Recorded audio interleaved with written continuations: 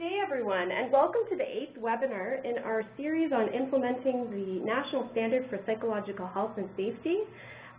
This webinar is through the Mental Health Commission of Canada, and we would like to welcome you. So I'm your host, Samantha Koltak. I'm a knowledge broker with the Mental Health Commission of Canada, and I'm joined today by Ella Amir. She's the Executive Director from MBA Québec. It's a grassroots organization which is committed to helping family caregivers manage the effects of mental illness through support, education, guidance, and advocacy. As well, on the line, we also have Plathan, and she's joined us from Concordia University. She's an academic scheduler with the Office of the Registrar. Welcome to you both. Hi, Sam. So thanks so much for taking the time to be here with us. I'd just like to give everyone a little bit of background on our speakers today. Ella Amir has been the Executive Director for MBA Québec since 1990. Under her leadership, the organization has become one of the more principal resources in Quebec for families that are struggling to cope with mental illness. Ella has been the chair for Family Caregivers Advisory Committee for the Mental Health Commission since its inception in 2007 up to 2012, and right now she's actually on MHCC's Advisory Council.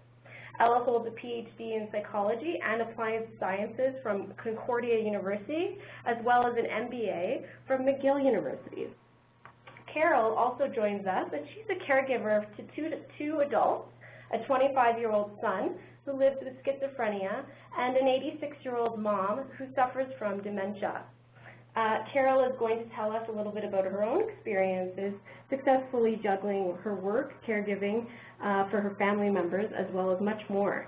So again, thank you so much for being here today. Right now, what I'd like to do is just review the agenda. Again, we are discussing psychological health and safety in the workplace, and the reason why we are talking about caregivers is that we feel employers should really be considering caregivers during their implementation of the standard. So today we're going to talk about caregiving in Canada, what that means. We're going to look at the definition of a family caregiver, as well as the scope of the issue. We'll also be talking about the different impacts, the psychological, physical, financial, and employment. As well, we will look at how we can support caregivers, the importance of creating more flexible workplaces, and then we'll also turn it over to Carol, who will tell us a little bit about her own experience.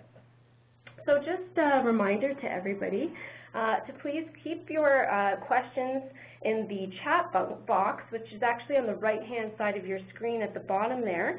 If you send your questions to all participants, that will be most helpful. That way we can monitor those. And then if you aren't able to ask your question directly to everyone, or you have a question that has remained unanswered, you can always email us and we will respond to you most definitely. So just to give you a little bit of background, the Mental Health Commission of Canada's mental health strategy for Canada has actually called for increased levels of support and recognition to help caregivers care and foster recovery in people living with mental illness, and also to help caregivers meet their own needs. So they actually experience many different challenges, such as stress and loss, and we want to support that. So working from the different recommendations that are actually listed in the Caregiver Guidelines Project, the Mental Health Commission has launched those about, I think it was June 2013 that they were launched, and this was an outcome of a development process, and lots of consultation happened there. And on the screen right now, you'll see a link to where you can find the Caregiver Guidelines, and so those are available for download and viewing. And you should know that these guidelines were actually designed for policymakers and service providers that wanted to recognize and support family caregivers' needs, but they're really also for everyone. It's important that we understand the scope of the issue, and I think Ella is going to talk about this a little bit later, but it's also important that any caregiving organizations are also taking an active role to help sort of mobilize the guidelines for further uptake.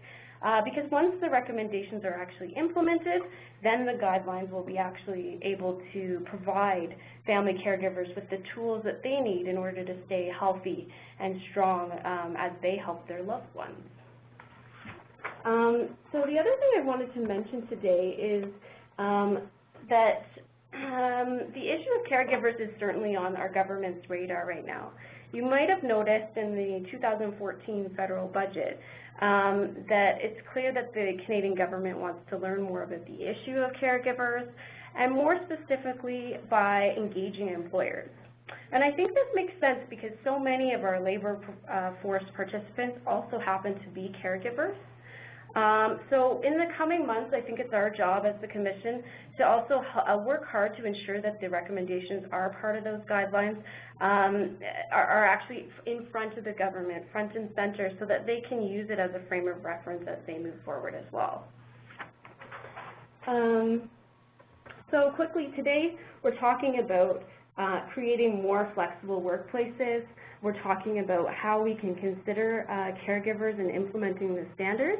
And family caregiver-friendly workplaces and policies actually benefit not only the family caregivers, but also the employer, as well as society at large.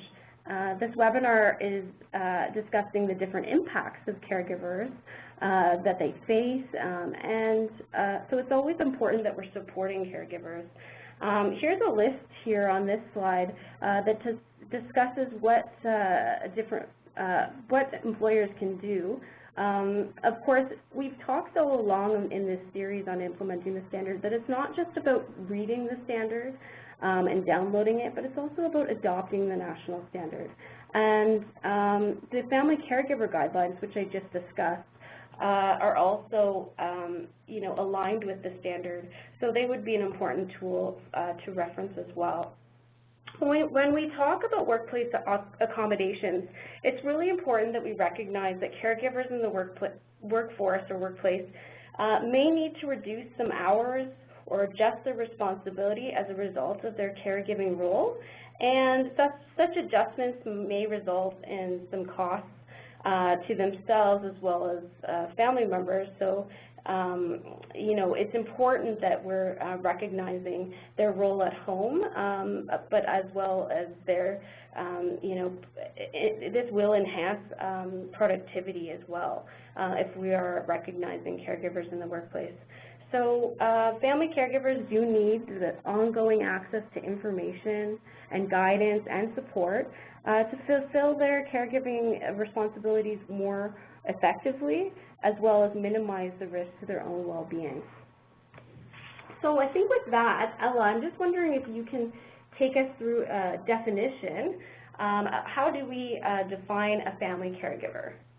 Okay. Well, first of all, when we talk about family caregivers, we usually refer to a circle of support which is often larger than the biological family. But for the sake of our discussion today, I think that we may need to focus mainly on biological family caregivers. So here we are talking about family members who provide unpaid care and assistance to spouses, children, parents, and other family members who require support because of age-related problems or because of disabling medical conditions that can be short or long-term. The kind of support vary, and we can see here that family caregivers provide transportation. This is, in fact, the most common type of help, but they also help with accessing different services, as well as navigating the mental health system. They advocate on behalf of the care receiver, and they provide social, financial, and emotional support. So the array of different supports and assistance is quite large.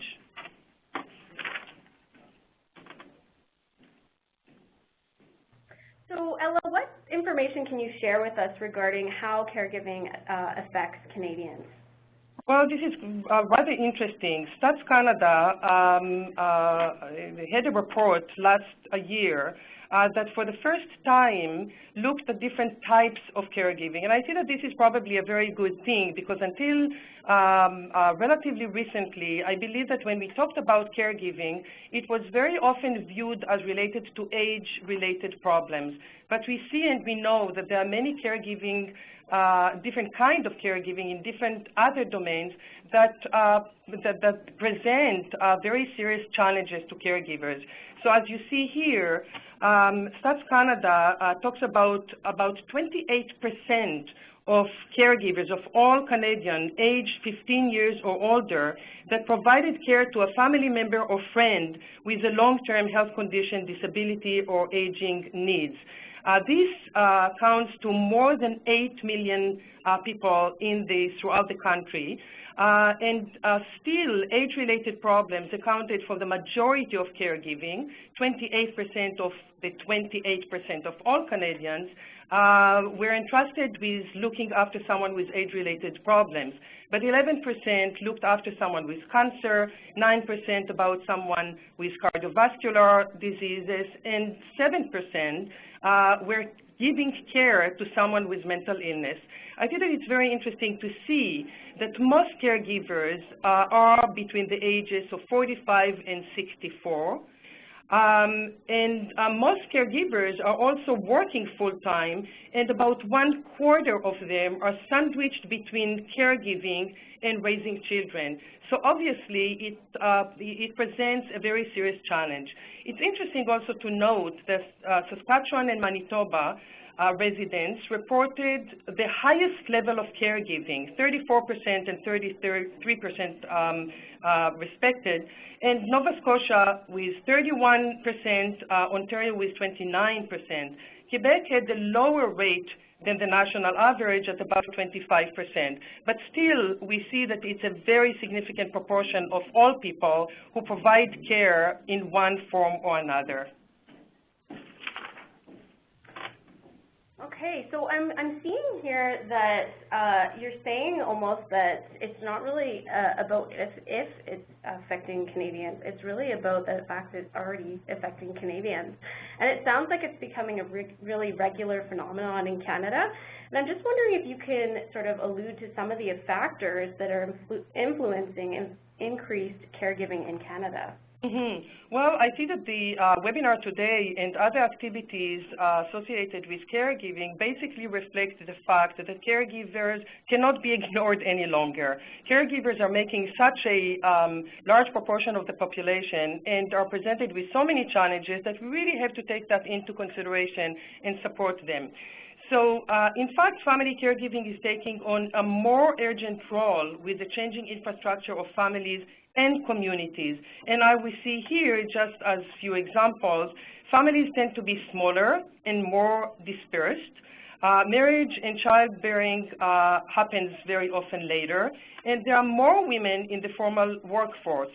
Historically, caregiving used to be done by non-working women, but today, working women and men have to juggle caregiving and work very often.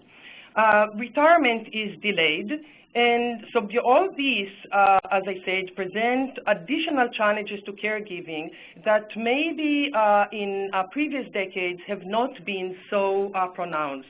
In addition to that, we are experiencing an aging population, which is associated with the increased life expectancy. But at the same time, there is an increased rate of disability. So these changes present additional challenges not only to the caregivers themselves, but also to the health and social service systems across the country, and which have to reform the way they provide services in order to respond to the changes that I've just mentioned and to the need of Canadians. And so, Ella, how significant would you say that the role of caregivers is in the home? Well, again, just a couple of examples here. Caregivers are indeed the invisible backbone of our healthcare system. And again, we have to remember that we are talking about unpaid caregivers who are basically taking off much of the pressure of the paid public and private sector that provide services for people with different kinds of conditions. So just as an example, caregivers, unpaid caregivers, contribute up to half of the overall cost of home care. They provided more than $5 billion a year in unpaid care, and the economic contribution of family caregivers was estimated in 2009 values at more than $25 billion. So as we know, this kind of caregiving enables individuals to remain at home longer and support the services that are provided elsewhere in the public and private paid sector. That makes sense, actually, Ella. And I'm wondering if now, since we talked a little bit about what contributes to home care, I'm just wondering if you can talk to me a little bit about who we are caregiving for. Yeah, well, we see here that the intensity of caregiving varied. It's really interesting to see that overall caregivers typically spend about 3 hours a week caring for an ill or disabled family member or friend. But this amount varies depending on the relationship between the caregiver and the care receiver. And as you see here, caregivers of spouses and children devoted the most time to helping activities. For example, spousal caregivers typically spend 14 hours a week on some form of care, while caregivers of children, including adult children, spend about 10 hours per week. Caregivers of parents, which is the largest segment of caregivers, typically spend 4 hours, while caregivers of grandparents, for example, and friends spend the fewest number of hours per week at 2 hours, at about 2 hours a week. So we see that there is a great variety of the intensity of the caregiving responsibility, which is also associated with the impact that we will see in a minute. Yeah, and maybe it's important that we review some of those impacts right now. So if you can just walk us through what the specific impacts are, that would be great. Well, first of all, I think that there is a growing recognition that there is a significant impact on the welfare, on the well-being of the caregiver that is reflected in their health, both psychological and physical, in their financial situation, and also in their employment conditions. So, for example, half of spouses and parents, which are the caregivers who associated with the highest intensity of caregiving, half of those reported at least 5 symptoms of psychological distress, including depression, isolation, and disturbed sleep. There is also a financial ramification for caregiving, and as we see here, 1 in 5 caregivers received financial support in 2012. That means that 80% of caregivers have not had any financial support whatsoever. So this, as we can well imagine, poses additional burden on the caregiver. When it comes to employment, as I suggested earlier, more than 3/4 of caregivers are employed, and most of them are working full-time. And even though there are some provinces, such as Saskatchewan and Québec, and some federally regulated industry that offer some job protection for leaves of more than 12 days, many other provinces don't offer any kind of protection. It's important also to note that over the course of a year, about 22% of caregivers take 1 or more months a year in order to fulfill their caregiving responsibilities. And 41% used personal savings in order to provide this care. So this is really just to impress on you how caregiving can be a taxing situation. Yeah, so really caring for anyone, even if you're caring or including caring for persons with a mental illness, can actually create those emotional, physical, financial, or social burdens for caregivers. That's right. I think it's important that maybe we walk through those different kinds of burdens, the objective and subjective, and talk a little bit about that. Right. And again, this is just a couple of examples. We see that, as we said earlier, the impact is different depending on the relationship and also on the severity of the illness and also on the longevity of the illness, because if someone is entrusted with caregiving for a short period of time, he's unlikely to experience the same kind of impact as someone who has to provide care for a very long period of time. So just as an example here, you see that for a dementia patient, sometimes it requires a very high number of hours a week in order to assist with just daily living. And there is a high level of depression among caregivers. When we talk about mental illness, it's especially interesting because mental illness, because of the nature of mental illness, it tends to be long-term, sometimes even lifelong. And because of the nature of mental illness, there is really not necessarily a resolution that allows the caregiver to take time off from his caregiving responsibilities. So we very often talk about both objective burden and subjective burden, when objective burden refers to the actual hardship and disruption associated with the caregiver duties, and subjective burden reflects the personal suffering endured by the caregiver, like grief, chronic sorrow, etc.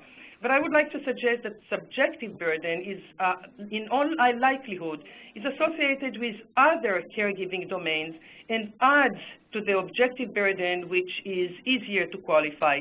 The subjective burden is more difficult to quantify, but clearly has a very important impact on the caregiver. Okay, so why do you think it's important then to support caregivers? I know that we've been building the case here along the way, but it's important that we probably talk a little bit about the national guidelines for a comprehensive service system to support family caregivers. I'm just wondering if you can just let us know what are the main reasons we should be supporting caregivers?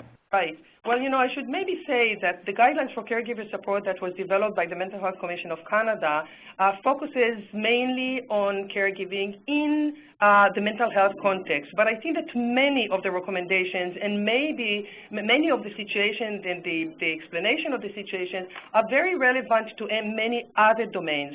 So I think that caregivers or organizations who work with caregivers in different domains can probably benefit from the guidelines as well. And there are really three-pronged approach or rationale for the reason to have proper support for caregivers, as we see here. The first one is that caregivers can play a very important role in facilitating recovery. Again, we are talking about the context of mental illness, but it is true in other contexts. So caregivers can help ill relatives recover faster and better and help to improve their quality of life. The other reason is that proper support can mitigate the stressors often associated with caregiving. The absence of support, on the other hand, may lead to negative effects not only for the caregivers, that can compromise not only his caregiving responsibilities, but also may have negative consequences to his own well-being. And the other reason is that the unpaid care support that is provided by family caregivers makes a major contribution to the health and social service system.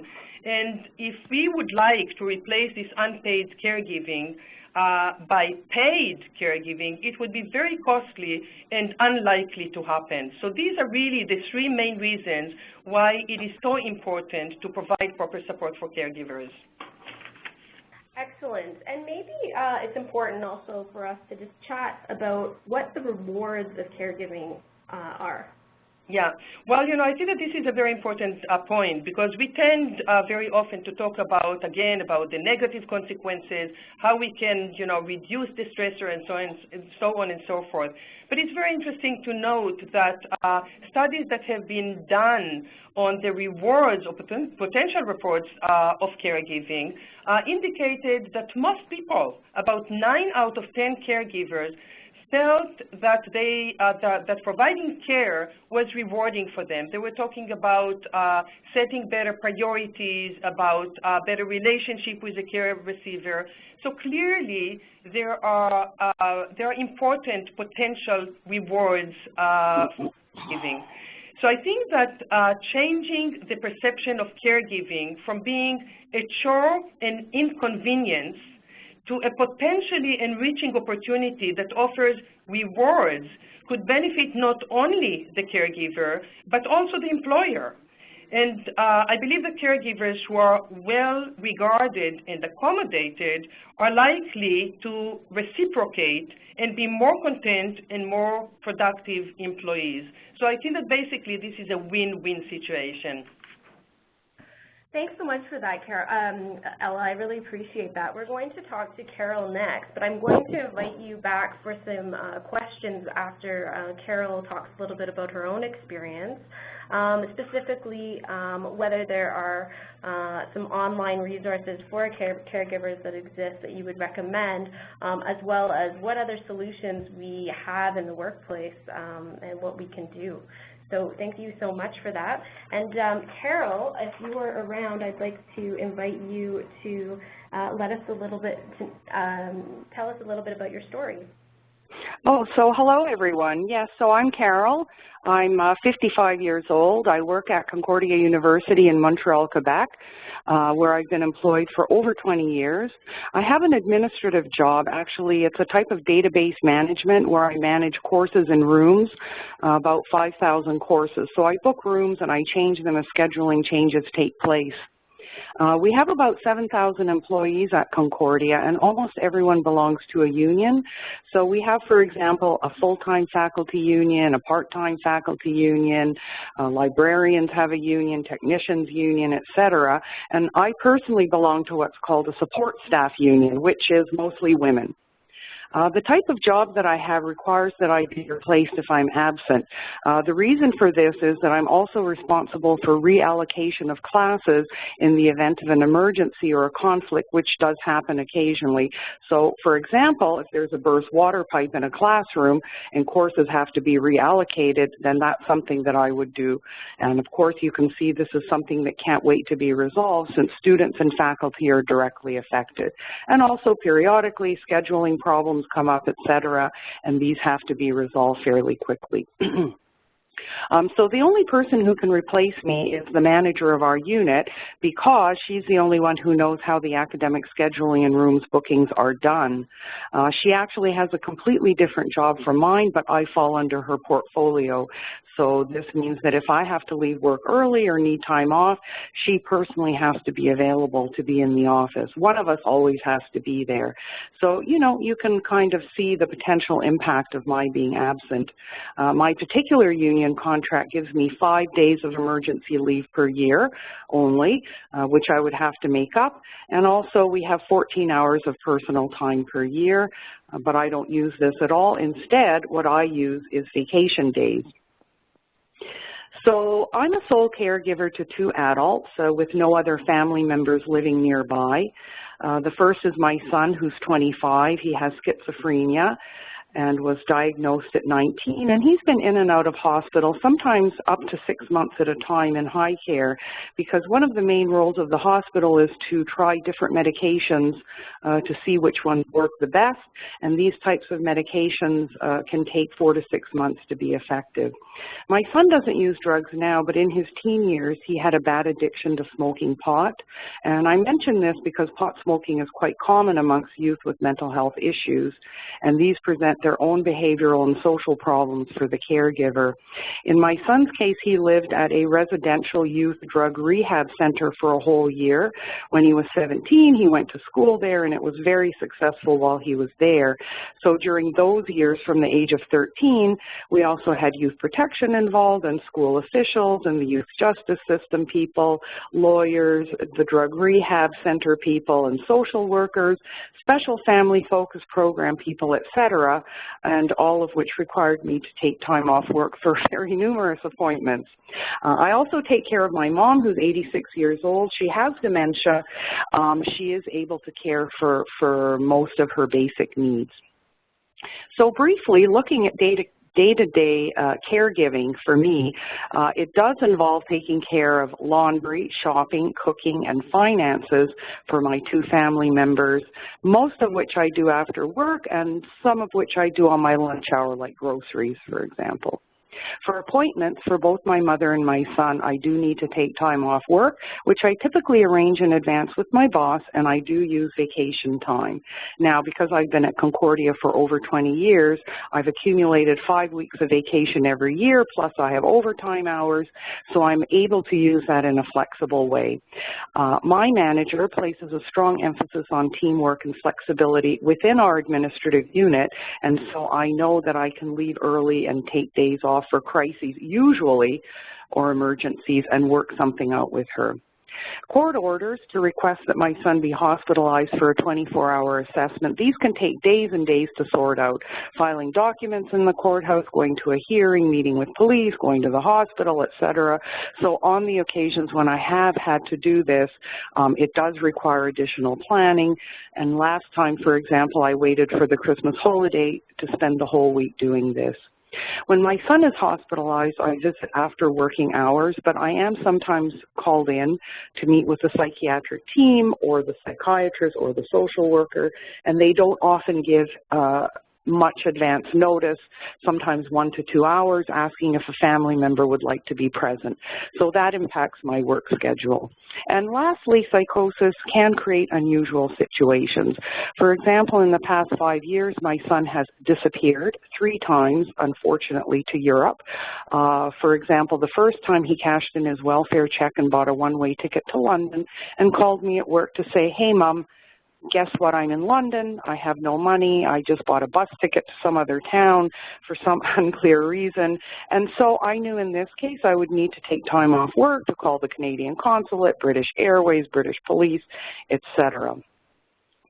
So looking at the next slide, to recap a bit of what I've mentioned already, my employer strengths are flexibility with use of vacation time, focus on teamwork within our unit, an empathetic approach, meaning not to stigmatize employees with caregiving responsibilities, and also the possibility of working from home to do catch-up.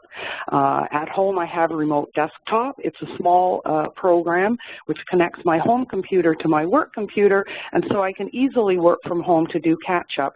Our main goal at work is that the work gets done, even if we have to do it in the middle of the night, and that actually is great for me. So lastly, unfortunately, these arrangements are dependent on the manager of our administrative unit, which means that they don't apply to all employees. As a personal suggestion, I'd like to suggest to employers that they offer more flexibility. For example, time off with ease and making it up, working reduced hours, working flex time, taking leave without pay, looking at how others in administrative units can fill in for people who need to be absent. I think a change in attitude is needed, starting at the higher levels of management regarding employees with mental health, family, caregiving duties. Listen, a good manager is responsible for creating an efficient workflow and teamwork attitudes. So that's what I always encourage. It's to the benefit of the employee to be able to meet staffing challenges in creative ways. A flexible approach creates a win-win situation, as Ella mentioned, for both employer and employee. And to attest to this, I can say that in the 3 years I've been doing this particular job, I have not taken a single sick day related to caregiving. And a small amount of flexibility from the employer goes a long way. As an employee, I consider it a privilege. I don't abuse the flexibility of my employer. I plan appointments months in advance. And as an employee, I feel my needs are very respected in the event of a family crisis, and the end result is that I happily give 200% to my job. So the flexibility comes from my end also, not only the employers. It's what we call a mutually beneficial arrangement. Again, it's win-win for both. Well, thank you so much, Carol, for sharing your own experience of caregiving and also that mixed responsibility that you have at work and at home. And I'm probably going to ask you to hang on the line for a little bit longer, too, if you don't mind. I'm sure we have some questions from participants that we'd like to address. One of the questions I have for you is, who do you feel supported you within your organization, Concordia University? Was it simply your manager, or was there more of a collective support system for you? I believe that it's my manager, my immediate manager, because of her personal emphasis on teamwork.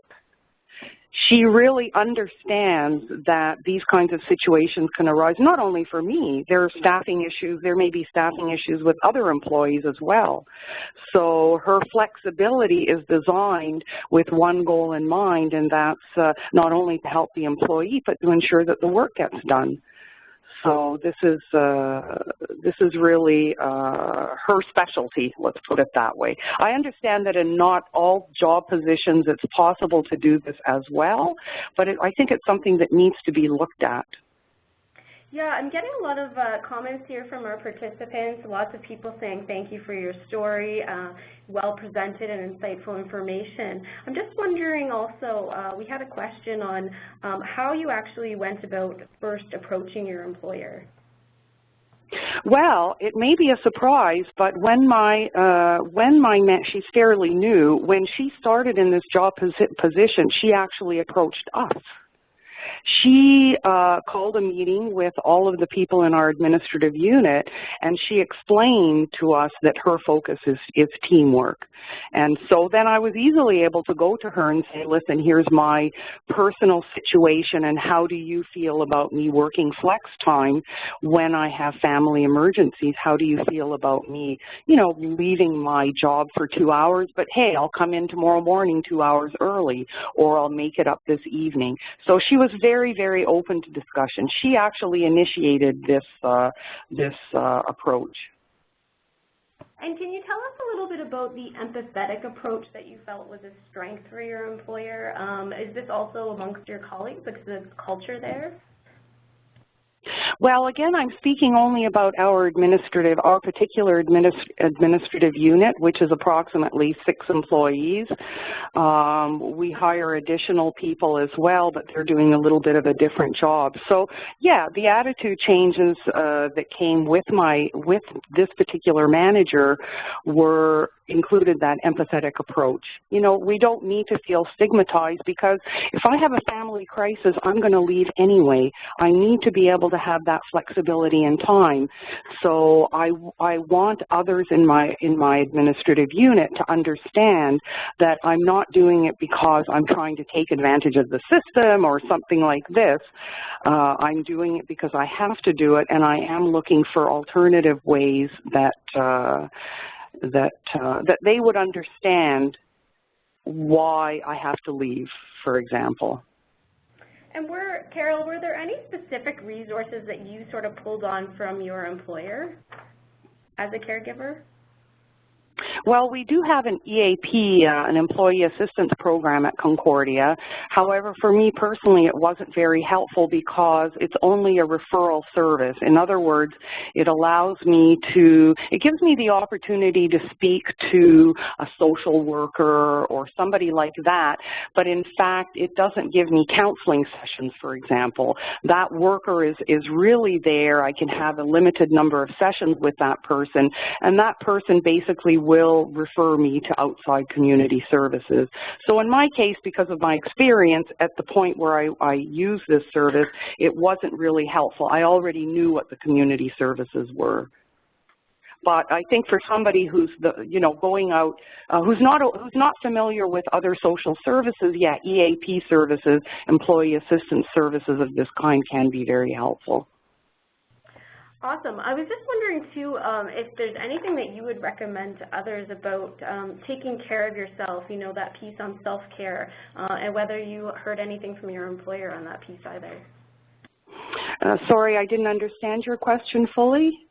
Oh, yeah, no worries. I'll just repeat it. So we talk about the importance of self-care so that we are taking care of ourselves during, when you're caring for somebody else. It's really important. Thinking about, whether you get the extra sleep at night, that kind of thing. And I'm just wondering if you have any recommendations to others who are caregivers and whether you heard anything from your own employer about self-care. Well, yes, of course. It's very important that, the demands of caregiving can be very, very difficult. And, of course, I work personally very hard. I'd never make it if I didn't work very, very hard. I go to the gym. I do meditation. I personally see a cognitive psychologist for, training in relaxation techniques, etc. So I work hard at it personally. I haven't really heard anything from my employer that reaches out to staff who are in caregiving situations. Okay, perfect. I think that's another tool or resource that employers can provide to their employees. I'm not sure what you think about that, but I think people are looking for resources and information, and I think I opened that today's webinar with that thought that employees are always looking for more information, more resources where they can turn to in order to support themselves in their work life, but also their home life. So thank you so much for that. I'm just going to move to this next slide, which is talking a little bit about what employers should be considering when they're implementing the standard in the workplace. And specifically, we're talking about caregivers today. Government alone, and I think this was actually raised by one of our participants, the government alone cannot address what's necessary to make this vision happen. Of course, there's a lot of important things that they can do, but all parts of society, actually, including public and private sectors, must be working together to help achieve that vision of, for family caregiving in Canada. So the values that Canadians place on family caregiving must be acknowledged not only in legislation but also in policy and in practice. And so when we talk about the national standard for Canada, for psychological health and safety in the workplace in Canada, businesses and organizations have a corporate and social responsibility to actually ensure the mental health of their employees and make sure that that's protected. Implementing the standard can actually help fulfill those responsibilities, while at the same time help to improve those other things that we talked about that are so important, in our organizations and companies. So productivity, financial performance, risk management, organizational recruitment and retention. These are all things that the national standard assists with. And it's a guide, for educators, for employers, for, who are trying to implement the standard and looking at creating and promoting workplace environments that are so supportive of individuals who are balancing that work and responsibility for caring for, whether it be an elderly family member or a friend or a child or a spouse. The guide is providing the employer with some fundamental pieces that should be part of the workplace, especially when employees who are providing care for others, that they're getting the support that they need. Employers are going to benefit in the different ways that Ella and Carol have talked about today. Employees' physical and mental health will be improved. Job satisfaction goes up. You heard Carol talk about the 200% she puts into her job. That means that performance levels will increase and job retention rates will rise. So that means people will be happy in their employment and they're with their employer and want to stay. So I think these are some critical elements. Ella, I'm not sure if you wanted to comment on any of those. I do have a couple of questions for you, but first I'll let you talk to this slide if you have anything additional that you'd like to add. Well, you know, basically, I think that the first thing that employers need to do is to recognize that caregivers are too many and too important to not to pay attention to. And if not for social and humanitarian reasons, certainly for economic reasons. And I think that, you know, basically, I think that Carl's example basically reflects exactly this thinking. You know, employers are going to have more committed and more loyal workers if they are going to be understood and sensitive to their needs. And I think that we live in a time that this is it's inevitable. You know, we are bombarded with so many expectations and needs and demands, and we have to juggle them all. So our workplace certainly becomes one important place where caregivers need to be accommodated. Great. So I'm just wondering, Ella, if you can tell us what's the first thing a workplace can implement to support a caregiver? What do you think is one of the most important critical pieces? Well, you know, before the workplace implements anything, I think that you have to start a conversation. I think that, you know, what to implement is really probably related to the specific situation and circumstances of each employer. But I think that the very first thing is to sit together, human resources and management and leadership of the organization, and start recognizing that this is an important issue. I think that the recommendations for improvement will follow. But, you know, the conversation is absolutely, in my mind, the very first step to take. Yeah, I think you're right. And I mean, some of our past webinars, which you can actually view online, I just got a question actually asking where we can find this presentation and others. And you can actually go to our Mental Health Commission Workplace issues page and find the webinars that exist. We have them in presentation documents, they're PDFs, as well as recordings of the webinars, so you can always view those.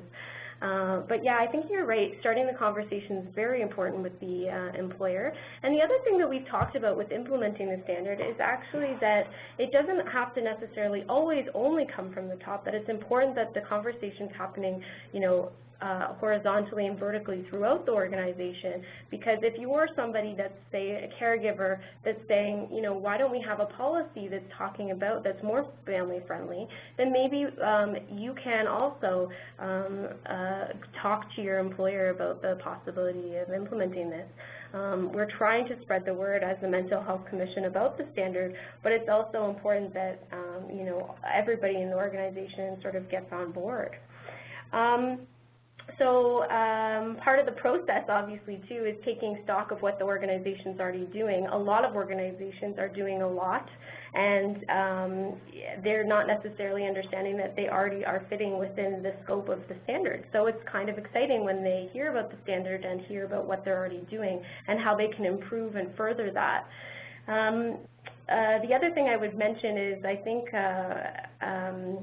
we also had a piece on evaluating the workplace a few months ago, and that's a critical component to understanding what we can implement to support various target groups within our employee context. So, Ella, I'm just wondering if you offhand happen to know any good examples of businesses. I don't want you to really name the business at all, but just tell me a little bit about what they're doing. Do you have any on-the-ground information about that? Well, it's I really don't have, offhand a large corporation or large company that I can say, well, they really fit the bill. I think that it's much easier to talk about small community organizations such as AMI Québec, where I believe looking after the needs of employees is inherent in our philosophy, in our culture, and in our practice. I think that Carol is lucky that she had such a sensitive and probably inherently, sensitive manager. I don't know that this is necessarily, ingrained in the practices and the culture of the university or other organizations. I think that, again, the guidelines for caregiver support would provide information also related to employment, to workplaces, and where some good examples can be explored. But as I said, I see that it's not necessarily a very coherent picture. You may have a big company with good practices and not necessarily implemented across the board, and you have some companies where they don't have necessarily very clear policies, but there are some pockets of very sensitive places. I think that what you said earlier is very important. The changes shouldn't necessarily be expected to come from top down. It could certainly start from caregivers, from employees. I think that, again, the problem with caregiving, and certainly caregiving in the context of mental health and mental illness, that there is also stigma attached to it. And I suppose that, there is some level of stigma attached to other caregiving situations. So caregivers sometimes are reluctant to come forward and to disclose the situation and to basically to try to impact change.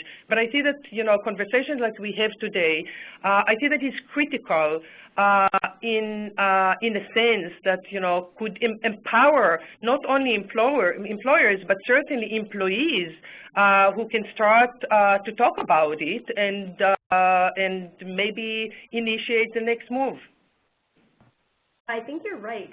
I also have just one little comment here from one of our participants, and she says, I think it's also about how we define the problem to be solved. If we think about it as how can we meet our business needs while offering maximum flexibility for our employees, we might actually get further than if we think about how do we accommodate the specific employee. So I think that's an interesting comment, and I think it actually lends itself to what we've been talking about. How are we doing it as an employer, and what are the specific questions that we can ask in order to benefit our employees? So Ella, I just got a specific question too here on whether or not it would be a good idea to hire, as an employer, to hire a social worker or peer support worker on staff. What do you think of that? Yeah, well, that's very interesting. I think that it is certainly, a very good opportunity. I think that in the guidelines, for example, for caregiver support, one of the main recommendations is to include a peer support, but this is not necessarily, to talk with caregivers, but to talk with family caregivers who come in a crisis situation to the emergency. But not unlike that, if there is some sort of a capacity in an organization to share caregiving situations and, again, to provide some help and guidance and information, I think that it could go a long way. Another just a small comment, I absolutely agree with the observation that you mentioned, that we really need to talk the language of the employer. And many employers are really talking the bottom line. So, when we talk about accommodating caregivers, I think that we have to say that, we have to accommodate caregivers because it's good to the bottom line of the employer. And I think that, this is the win-win situation that we talked about earlier. And I think that employers are more likely to understand this language than if we're just trying to, be, to convince them on a social justice platform. Yeah, I think you're right, Ella. I'm just wondering, too, just in the interest of time, because we have to wrap up in a few minutes here, but are there any other specific online resources for caregivers that you would recommend? Because it seems like there have been quite a few online that have asked that question, and we can always send them out to participants if they email us that webinar at MHCC here. But I'm just wondering if you have any specific online resources. Right. Well, you know, again, my recommendation is to open up the guidelines for caregiver support. There are lots of information there. I think that it would be very helpful because from this website and from this information, you can probably reach out to other websites. We can probably add some information to the Commission's website on the family caregivers piece. And again, I think that the resources should not necessarily narrowed to the workplace situation, but to caregiving in general. You know, we were talking about workplace today, but as we have recognized, there are many other consequences to caregivers' well-being, and I think that caregivers who look after themselves need to know all the potential resources that they can help them. Excellent. And I did get a request earlier on, you know, how do we build the case for, you know, to introduce the standard or to adopt the standard in workplaces. And we have a standard page on our website at the Mental Health Commission. And I just want to let everybody know that while we didn't name names for organizations that are, you know, making family-friendly policies and workplaces, we do have a list of participants that are participating in the Case Study Research Project, and the new Case Study Research Project website page will be launched shortly, I believe in early April. So I would encourage everybody to take a look at those organizations that are participating, and I also thank Ella for listing those resources. And also thank you to Carol for letting us know about the different supports that she also reached out to. So I would like to mention it, as I always do, that we have what's called collaborative spaces at the Mental Health Commission of Canada. It's an online place where we can talk about mental health in Canada. There's actually a space that's just dedicated to workplace, but also to caregivers. And I posted the webinar links today, hoping that people would be interested in joining our conversation, and I see that lots of people have been. You can add content to the collaborative space, chat about different news that's happened. I posted a caregiving talk yesterday in the caregiver space, so you can go check out that TED Talk. It's quite interesting. So again, that's mentalhealthcommission.ca/English/spaces. And at this point, I think, unless, Ella, did you or Carol have anything else that you wanted to mention today? No, well, thank you very much for including me. I think that it was an important topic, and I hope that it was beneficial for the listeners. Yes, I think it really was. I would like to thank you both so much for sharing your ideas about workplaces and how we can continue to improve them, as well as Carol for sharing your own personal caregiving story. I think that piece is really important. I want to mention that the next webinar for everybody will be hosted actually in French. And it's co-hosted with Groupe Entreprise en Santé, and that's on April 30th. And this time you'll have to pay attention to the time because we're shifting the time up a little bit. It'll be at 9:30 Eastern Time. So please stay tuned for the details. We're going to continue our next English webinar on May 28th. So please register by going to the regular link that's there on your screen. You can also send this information out to your French colleagues and networks for the next one, and join us in May for the English one. And please feel free to fill out the survey, tell us how we're doing. And if you have any questions, you can always email me. My email is on the screen right now, and you can talk to me directly about anything. This PowerPoint and future PowerPoint presentations, as well as the recordings, will all be posted on our website, as well as the Commission's YouTube channel. So thanks everybody so much. Have a great day, and we'll see you back.